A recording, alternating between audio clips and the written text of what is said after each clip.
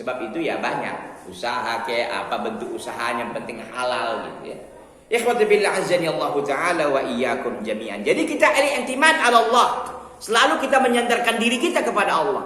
Jangan menyandarkan kecerdasan kita, kehebatan kita, pengalaman kita. Itu iblis itu. Kenapa iblis nggak mau sujud kepada Adam alaihissalam? Karena dia merasakan dia akan lebih baik daripada Adam, karena Adam diciptakan dari tanah sementara dia diciptakan dari api. Kesombongan itu yang membawa dia kepada menolak perintah Allah SWT. Dia merasa hebat, dia merasa jangan. Secerdas apapun Anda, sehebat apapun Anda, sepengalaman apapun Anda, jangan pernah menyandarkan diri Anda kepada diri Anda. Sandarkan tetap kepada Allah Subhanahu wa taala. Karena segala sesuatu itu dengan takdir Allah. Karena bisa saja Anda ya, begitu sudah siap pengalaman Anda, umpama apa usaha umpamanya.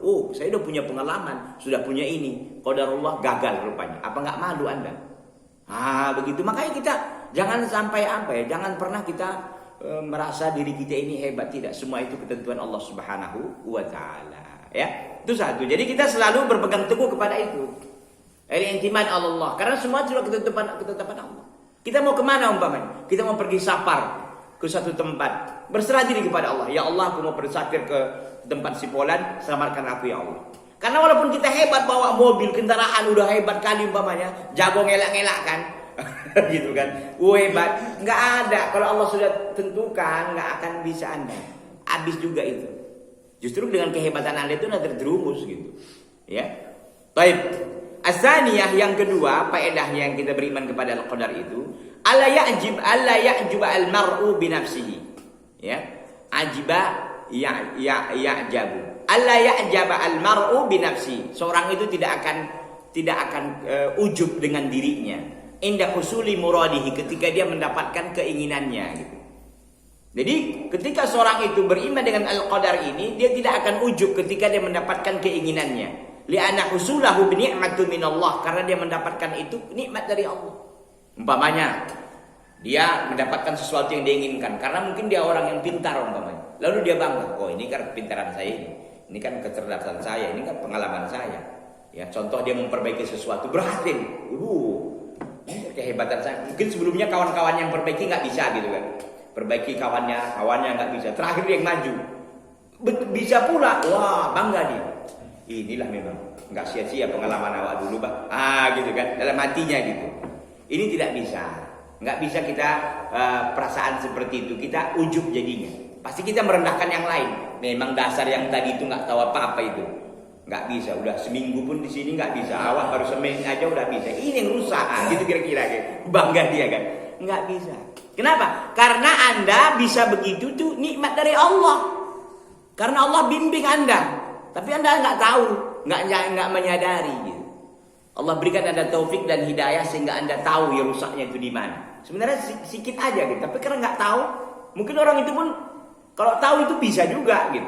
Tapi karena Allah nggak bimbing gitu, nggak diarahkan ke situ, nggak bisa.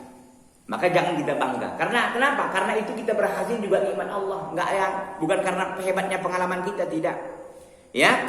Li'anna husulahu ni'matun minallah, karena berhasilnya dia itu karena nikmat dari Allah. Bima qaddarahu min asbabil khair, dengan apa yang Allah tentukan dari sebab-sebab kebaikan. Wan najah, kesuksesan. Wa ijabuhu bi nafsihi yunsihi syukra hadhihi nikmah. Dan kagumnya dia, bangganya dia dengan dirinya melupakan nikmat dari Allah Azza wa Jalla. Kalau Anda sudah kagum dengan kecerdasan Anda, kehebatan Anda, pengalaman Anda, pasti Anda melupakan nikmat dari Allah, betul kan? Anda akan lupa kepada Allah. Ini kan nih pengalaman saya lah. Udah lama di Jepang kok, belajar gini tiap hari. Gitu kan. Itu semuanya nikmat dari Allah, ketentuan dari Allah, Allah mudahkan sebabnya. Padahal bagi Allah mudah saja, Allah rusak satu saraf Anda yang kecil aja di kepala, jadi orang gila, jadi orang yang paling hina Anda hari ini, betul? Orang gila hina apa dimuliakan, Pak? Hina. Tapi orang gila nggak sakit, jarang sakit dia. Kenapa? Karena katanya jaga jarak, gitu kan? Jaga jarak dia dengan kita, gitu. Masya Allah. Pak, silakan Pak diminum. Udah habis Pak. Kalau habis tambah lagi Pak. Insya Allah masih ada di situ. Bismillah. Baik. Jadi nggak bisa kita kagum dengan diri kita sendiri. Kenapa? Karena berhasilnya kita itu semata-mata nikmat dari Allah, bukan karena kecerdasan, kehebatan, enggak. Ya. Maka kadang-kadang kita kan di jalan gitu kan. Di jalan. Orang-orang yang hebat gitu. Ternyata dia yang tabrakan gitu. Ini orang yang belajar itu selamat gitu, subhanallah. Kenapa? Karena Allah yang menentukan. Ini orang sudah hebat kan. Oh, jago. Ternyata dia yang duluan. Subhanallah. Jadi semua itu ketentuan Allah Subhanahu wa taala. Asalisah yang ketiga, at-tu'maninatu warahatu nafsiyah bima yajri alaihi min aqdarillah taala.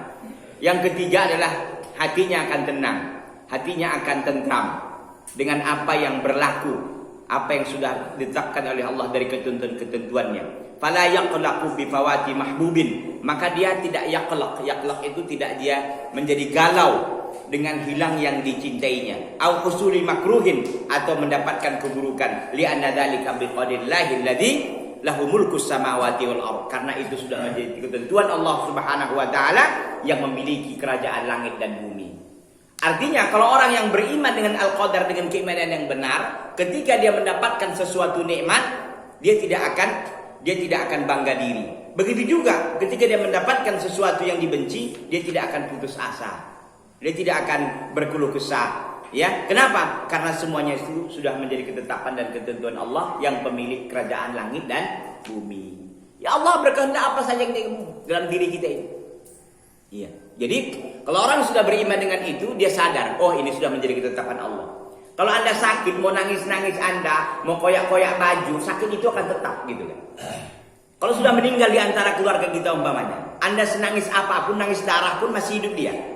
Nggak akan hidup. Ya udah, qadarullah mau masya'afa'al, itu ketentuan Allah, dan apa yang Allah kehendaki pasti terjadi. Ya udah.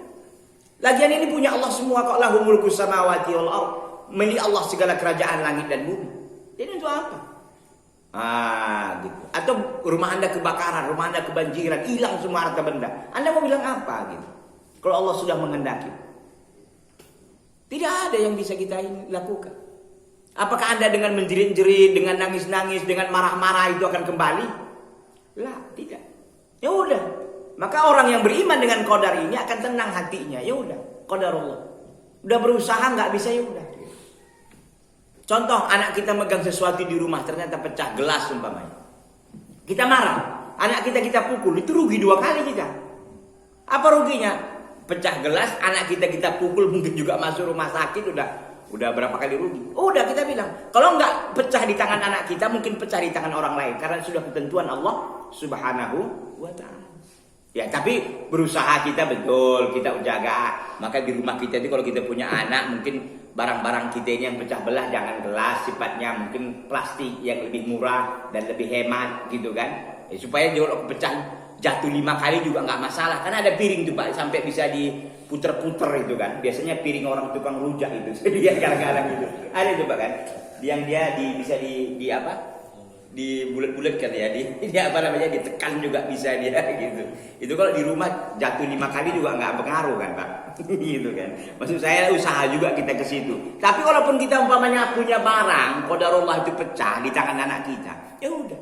Anda mau bilang nangis Anda, marah Anda pukul anak Anda, nggak akan balik itu. Apa namanya ini, kaca itu balik lagi jadi enggak.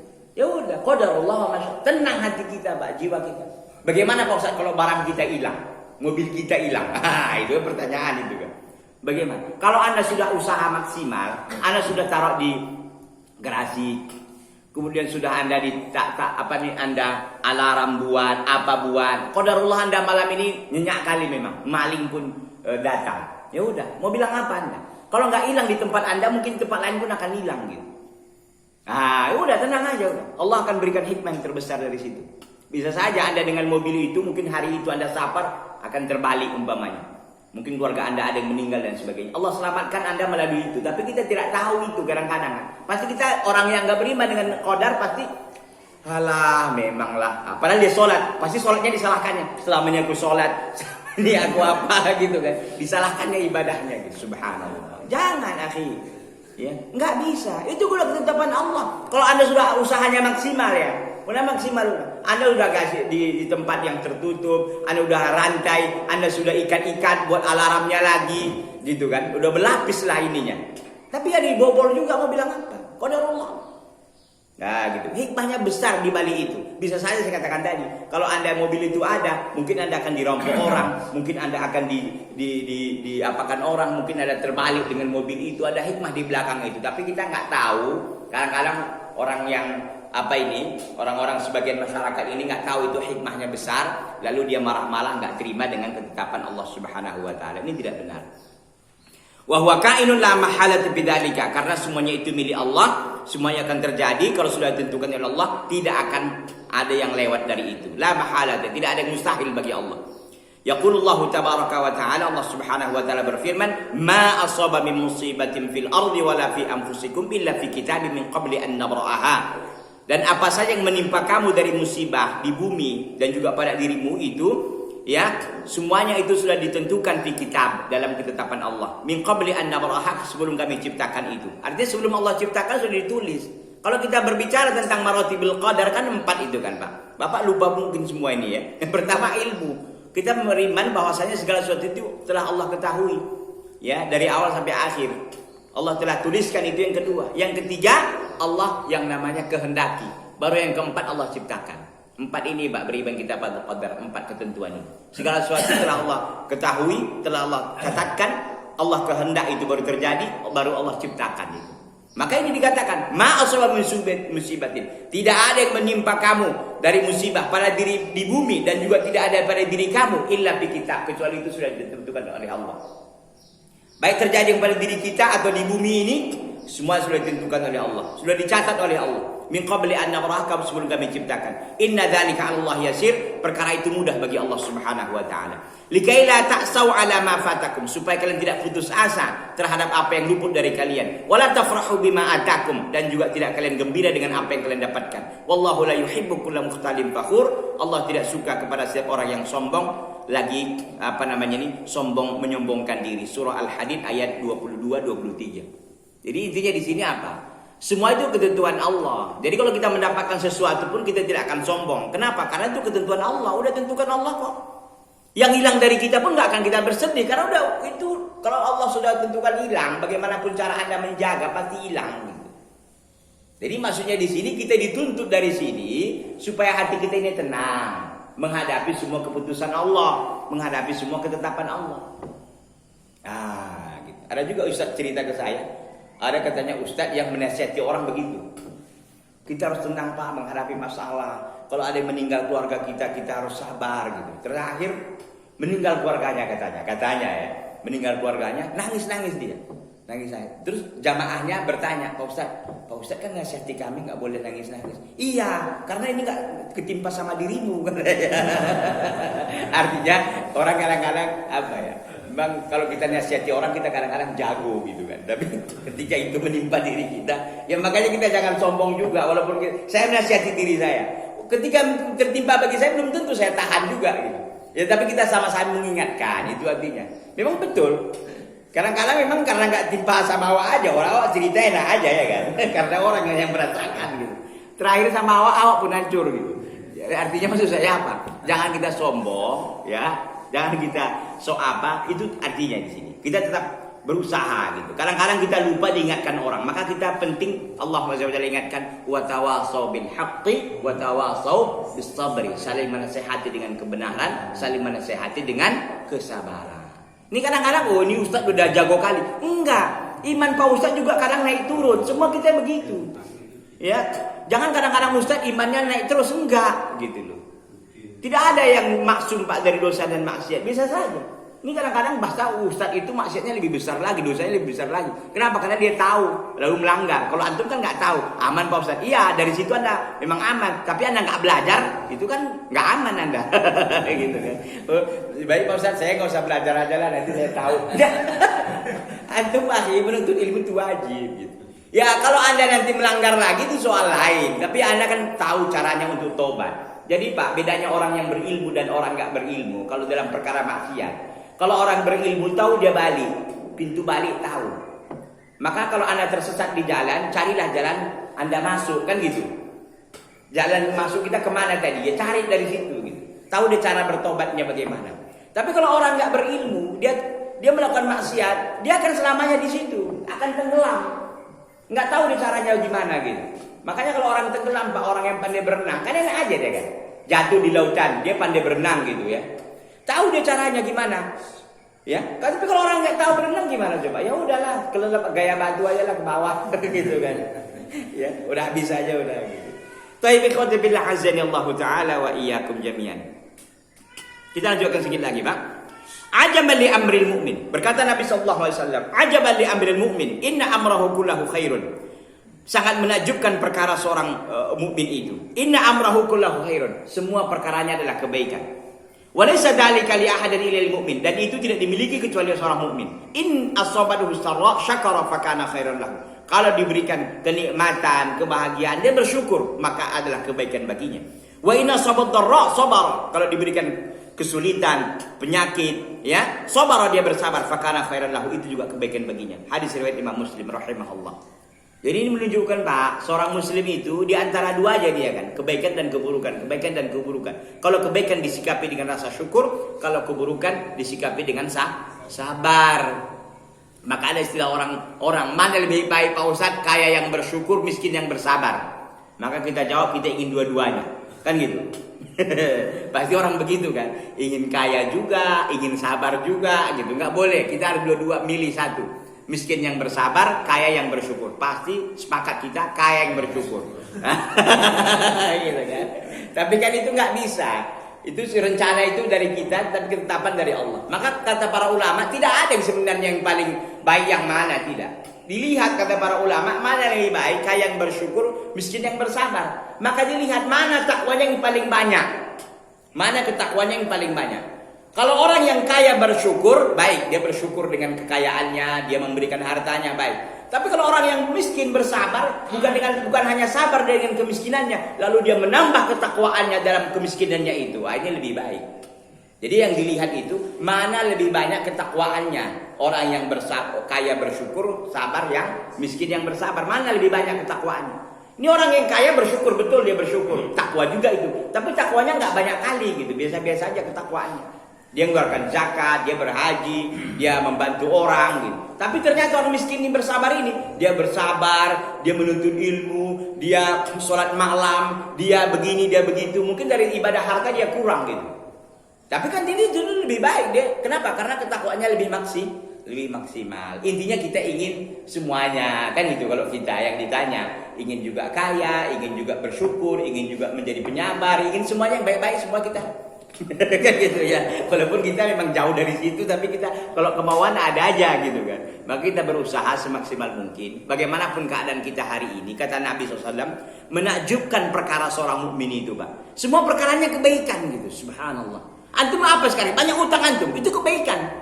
Bagaimana cara menyikapinya itu kebaikan, Pak Ustaz? Pertama, Anda bersabar dengan utang Anda itu. Yang kedua, berusaha untuk membayarnya. Minta kepada Allah, ya Allah, aku punya utang sekarang. Engkau yang memiliki kerajaan langit dan bumi, ya Allah, bayarkan utangku, ya Allah. Antum doa gitu. Doa aja, Pak Ustaz. Enggak usaha juga lah antum, di siang hari kerja gitu loh. Iya. Nyari becak kayak apa, kayak banyak caranya, Pak. Iya, banyak caranya. Ya jangan hanya kita berpangku tangan juga, enggak. Cari, pasti semua akan dapat. Ya. Apalagi di sini bunga banyak kan, Pak. Antum angkat bunga aja ke mobil dapat uang. Ya mungkin 5.000, 10.000 satu bunga diangkat. Angkat antum 20 bunga udah 200.000. Sana lagi 200.000, 5 juta satu hari, alhamdulillah. Iya kan, Pak? Jadi maksud saya berusaha itu yang penting. Kita berusaha, jangan berpangku tangan. Usaha. Ini kadang-kadang makanya saya katakan tadi, kita berkaitan dengan qadar ini. Orang kalau perkara akhirat nyerah. Ya udahlah Pak Ustaz, manjat ini udah ketentuan Allah, udah nggak bisa saya sholat ini. Akhi, antum kalau perkara akhirat nyerah dengan qadar kan. Tapi kalau antum perkara dunia nggak dikasih bansos gimana coba? Oh ngelawan. Oh di rumah Pak RT di kepenornya di apa gitu. Nggak bisa. Gitu kan. Akhi, antum kalau perkara duniawi kok semangat kali gitu. Kalau perkara akhirat antum nggak sholat, bukan antum kerja-kejar mana masjidnya mana ya, nggak ada cerita kayak gitu. Nggak ada masjid ya alhamdulillah ya, nggak usah sholat gitu kan. Subhanallah. Manusia ini begitu Pak. Maka kita berusaha untuk selalu apa? Untuk selalu berusaha semaksimal mungkin. Bagaimana kita ini bisa apa ya? Bagaimana memahami dengan baik bahwa kehidupan ini sudah ketentuan Allah. Mau baik mau buruk itu sudah ketentuan Allah. Nggak bisa antum lari dari itu. Lari kemana antum? Gitu. Makanya kita disikapi baik sekali kata Nabi SAW. Kalau itu kebaikan maka syukuri. Kalau itu keburukan maka kita bersabar. Nggak akan bisa lari Pak dari mana itu. Nggak akan bisa lari. Baik, ikhwati billah azani Allah taala wa iyyakum jami'an. Barangkali ini yang dapat saya sampaikan. Saya sebenarnya pagi ini ingin ya, mungkin beberapa orang kita, saya ingin mengunjungi Pak Ismail agar kita doakan beliau. Siapa di antara antum yang mau ikut nanti kita jalan kaki aja spot, maka taklim ini saya cepatkan. Ya, kita berdoa kepada Allah, mudah-mudahan beliau segera disembuhkan. Ya. Baik, sampai di sini saja dulu. Jika ada yang mau ditanyakan, ada hal yang penting dipersilahkan. Wa jazakumullahu khairan. Silakan, Pak. Apa bisa kita kan punya keinginan Ustaz ya kan, tapi udah ada kadar. Iya. Apa ada ilmu yang mendekatkan keinginan dengan kadar kita ini? Iya. Jadi kita punya keinginan, ternyata keinginan kita itu bagaimana dari Pak? Nggak bisa kita dapatkan. Bukan kadar. Biar dekat perjuangan kita dengan kadar ini. Wah iya. Biar dekat perjuangan kita dengan